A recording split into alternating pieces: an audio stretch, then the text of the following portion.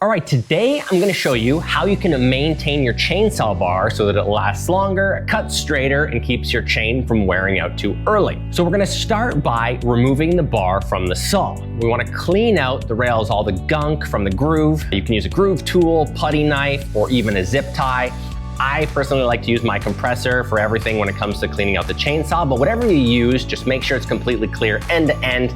This keeps the chain moving freely and prevents uneven wear or overheating caused by dirt or debris getting packed in.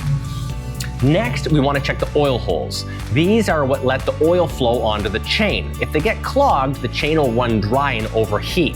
So we can use a little pick or screwdriver, something small, to keep them clear. Obviously, the bar oil flow is critical. Without it, you get a lot of friction build up fast and your chain and bar will wear out super quickly.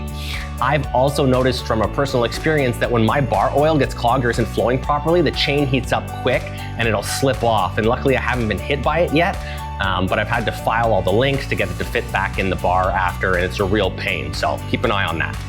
Now look down the bar rails. If they're uneven or have burrs sticking up, that's a problem. So we're gonna use a flat file to fix them. Always file in line with the bar, not across it. Some people do, but just be careful you don't hit the sprocket at the end.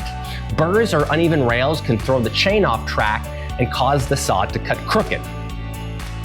You should always also be flipping the bar regularly, every couple chain sharpenings, or maybe even every few tanks of gas, whichever. This helps both sides wear out evenly, because if you're always running the bar in the same position, one side will inevitably wear out faster, and then the saw will start pulling in the direction that it's worn out. Next, we're gonna check the tip, the little sprockets, give it a spin with your finger. If it doesn't spin freely, the bearings could be toast, so clean it, apply some grease. Some tips have a little grease port on them, so you can stick that in, but keep those sprockets spinning freely. Resistance will cause issue.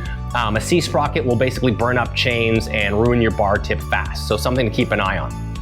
Finally, inspect the rails at the heel of the bar, and if they're flared out or file them square. If the groove is worn or deep, the rails are sharp maybe and thin, then your bar is probably toast and you're gonna wanna replace it. The heel takes a lot of stress from the drive links and all that stuff, so if it's worn out, the chain's not gonna track properly and it can cause it to wander and pop off.